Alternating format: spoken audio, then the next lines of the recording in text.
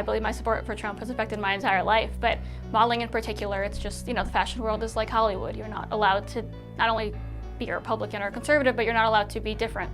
So I think anyone that doesn't support the president, who obviously everyone hates in the fashion world, is going to be ostracized right away. Elizabeth Pipko is a successful model. That was until she publicly came out of the closet. Oh, it's worse than you think, as a Trump supporter. Since then, she has been blackballed from the industry. Joining us now via Skype is Elizabeth Pipko. Elizabeth, pleasure to meet you. Thank you for joining us today. Thank you for having me. You know, I would think that modeling, like sports, is ideology free. I mean, I could see it in the dramatic arts like acting or music where there's always some editorial content, but sports is just sports, and I would think modeling is just modeling. How come the industry is intolerant of any political diversity? I honestly don't know. I think it's shocking to a lot of people. I don't think I was aware of how strange it was just because I was in the middle of it all. But I remember actually talking to my dad, I think 2 weeks ago, when we were talking about it after everything kind of, came out. And he asked me if other models post, things, even if they agree on the liberal side, if they post about it. And I said, yeah, they're at the Women's March. They're, posting terrible things about our president, everything. And he thought that the weirdness was the fact that I came out with the fact that I support the president when models are supposed to stay neutral. He didn't understand that we actually weren't allowed to just be Republican or be supporters of the president, that it wasn't a left-right kind of like equal playing field. He genuinely thought that it was the fact that I came out in general and any kind of support that was shocking to people. He didn't get that it was actually the fact that I was a Republican or a supporter, and that's what was crazy. He really didn't understand that, and I think that's kind of when it hit me, that we're really not allowed to be ourselves if it, is separate from anything that other people, like the mass majority kind of believe in. Well, give me some examples of how things changed once you let it slip out that you were not just a Republican. I mean, maybe they could abide a token Republican, but that you actually volunteered on Trump's campaign itself. I mean, that's the worst thing imaginable. What happened? Give me examples of what happened to you once that dark secret was revealed. I'd say the worst part was like the online, trolls, the hate. Obviously, people didn't understand why I did it or, why someone would do that. Or instead of, applauding the fact that anyone at, a young age, I was only 21 and I not only volunteered, but I ended up getting a full-time job on the campaign. So instead of applauding the fact that a 21-year-old who was doing all these things was also, working for a presidential campaign, which was my biggest accomplishment, it was all about tearing me down and, showing how terrible that must be and how terrible I must be. My parents must have been to raise me this way. A lot of anti-Semitic comments, which I did not actually expect, and just a lot of negativity that I think we kind of see, thrown at, Trumps and the family and all that I didn't expect to be thrown in my direction, that obviously they don't deserve either. But I didn't realize how little support or like affiliation you have to even have with the president to be hated by, everyone, at least on the internet. But it definitely hit pretty hard, but, that's okay. Well, let me differentiate, because the internet is a limitless a fountain of trolls and hate, and many of them could be anonymous, and many of them could be automated. They could be bots. And I don't want to put too much stock in internet hate. I'm not downplaying it, and I'm sure it stung to have harsh comments like that. But really, I mean, I have an enormous number of haters online too. I just block them. I'm not condescending to it, but I guess what I'm more interested in is from official sources, from modeling agencies, from bookers, from gigs you would have, from real people who you had a real relationship with, not hecklers in the internet ether. Can you tell me, did you have any gigs that were canceled? Did you have an annual event that you were always invited to that suddenly dried up? Friends who you worked with who suddenly didn't want anything to do with you? To me, that's more telling than what the internet would do to you. Right. I mean, the reason I bring up the internet, it actually was a lot more than just, the trolls that you mentioned.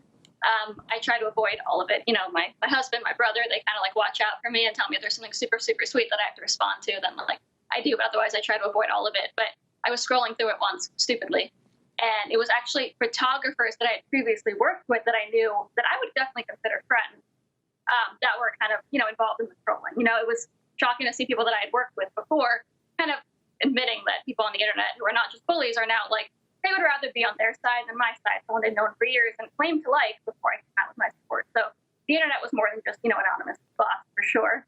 But I mean, my agency kind of removed my photo from their website and hasn't spoken to me, which is interesting. I didn't actually plan any shoots. I kind of planned the fact that I was going to kind of, admit that I worked for the president and all that. I kind of known for a while that it was about time. So I didn't have any shoots planned because I knew what was going to happen. And I was genuinely afraid, honestly. But on top of that, it's a lot of people that I used to know, friends, models that have reached out to me. A few have said, hey, I wanted to unfollow you, but I know you. And I realize that, there's deeper things in politics. But most have blocked me or unfollowed me or said terrible things in the process, obviously, which I expected because I had been treated that way by friends before who knew in 2015, 2016 that I supported the president. But this one kind of came as a group. So it was a lot, harsher. I've been in some situations in my own life where some people whispered their support to me, but said, oh, I can't support you publicly or I'll be devoured by the mob too. Have you seen some of that? Have you seen timid conservatives, timid Republicans, timid Trumpists in the industry who, probably should come to your aid, but they too would be thrown under the bus if they did? Yeah, a lot. On the campaign, actually, I was working once, and one of my jobs, I actually ran the volunteer center that we had downstairs. And I came down once, and I recognized the model who I had worked with at Wilhelmina, my ex-agency, actually. But he was on America's Next Top Model. He was a really big deal. I was starstruck when I met him years ago, but we had become good friends. And I saw him, and he was wearing a MAGA hat, actually, but it was obvious he was trying to cover his face more so than anything else. And I came over to him, and I hugged him. We genuinely felt like a sense of connection in that moment. Like, you're here, I'm here. We have some support amongst, each other. But it was very obvious that he really did not want anyone to know that he was there. He was there volunteering and, wanting to genuinely help the president. But, yeah, not to share it with the world. I knew that I wasn't going to. I told him not to mention it, that I was there. And we kind of went on our way. But I've also received a lot of messages since, saying what I did. And a lot of people, mostly photographers, actually, but a few models as well, they're telling me that they were told that if they reveal their views, they will have their, career totally destroyed. No one will ever work for them. People have called them, Nazis, white supremacists, everything. A lot of people have told me that they, feel my pain, but more so than feel my pain, I think they're just genuinely scared because they know that the world is, going in this direction. And people want to be creative. They want to be allowed to do something like this. And I don't see why politics has to interfere, obviously. And when it becomes, your livelihood, it's a lot scarier. Mm-hmm. Well, let me ask you a little bit about how you came to be a Republican in a very hostile industry.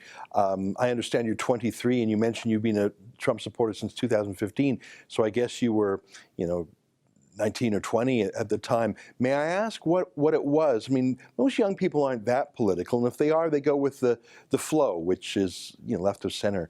How did you break from that pack? How did you swim against the current? What was it that made you a Trump supporter? I think since growing up, I've always been interested in politics more so than the average, young person. I've always kind of been passionate about it, which led me to a lot of, research. A lot of people nowadays are more interested in doing what their favorite celebrity tells them to do than what they genuinely believe they should do. A lot of people don't want to do the research and, come to their own conclusions. So I was doing that since a very, very young age.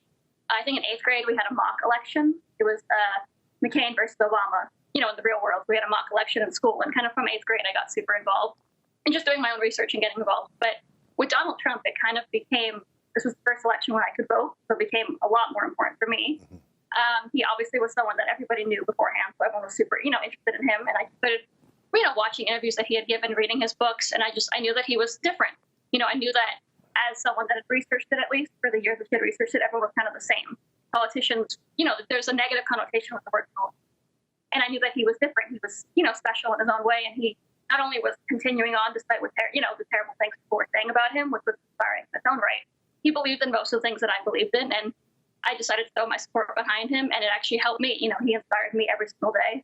And I, don't think I'll waver in supporting him ever. Now, you mentioned some of the attacks against you were anti-Semitic. I understand that you're Jewish, which I suppose makes you a double minority as a Trump supporter. I personally think that Donald Trump is the most pro-Israel president since the founding of the State of Israel. I don't think I need to prove that. Just whether it's a symbolic move like moving the embassy from Tel Aviv to Jerusalem, or basically telling the Palestinians he's not going to engage in their BS anymore, just with a single tweet, ending decades of false moral equivalence between the Palestinian terrorists and Israel. I think he's amazing, but I would say that I'm a minority amongst Jews, and I think in America it's the same way. Can you talk a little bit about being a pro-Trump Jewish person too? Because I got to think a lot of liberal Jews are bashing you for that too. Yeah, I mean, to me, maybe because I am young and naive, it was kind of very obvious as a Jewish person.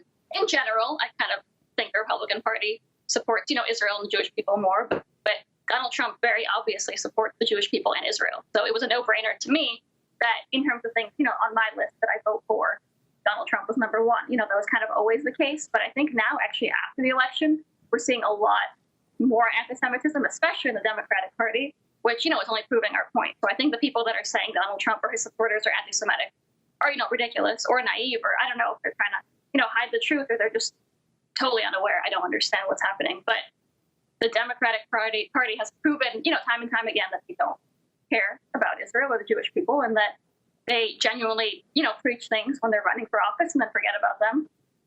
President Trump was the only president to obviously move the embassy after president said that they would, from Barack Obama, George Bush, everybody. So, that was something. And we obviously believed him, which was a first for me because I was told not to believe politicians. I believed him and he delivered. But more importantly, the Democratic Party, from the Iran deal to the BDS movement to everything going on now, has proven that they're, slowly but surely becoming more and more anti-Semitic. And I think people that don't understand why Jews side with Donald Trump should start, doing their research and, realizing what it is that they care about, and realize that the Republican Party and especially President Trump totally align with all of this. Well, I have to say that I find you a very forceful advocate. I just have a sense that probably the last 2 years has given you 10 years worth of experience. It sounds like they've put you through the ringer. It's just, reading a little bit about your story. Can I ask what your plans are now? I know, of course, Donald Trump has his re-election campaign chair in place, Brad Parscale. They're obviously doing campaign-style rallies around the country. Are your plans political? Do you hope to get back into modeling? Are you going to, start a family? Are you going to stay in the public arena? Or tell me a little bit about what you plan to do, because I'm impressed with how articulate an advocate you are. I love the fact that you didn't bend the knee when you were attacked. So I just really want to know, as I'm sure our viewers do, what is the next chapter for Elizabeth Pipko?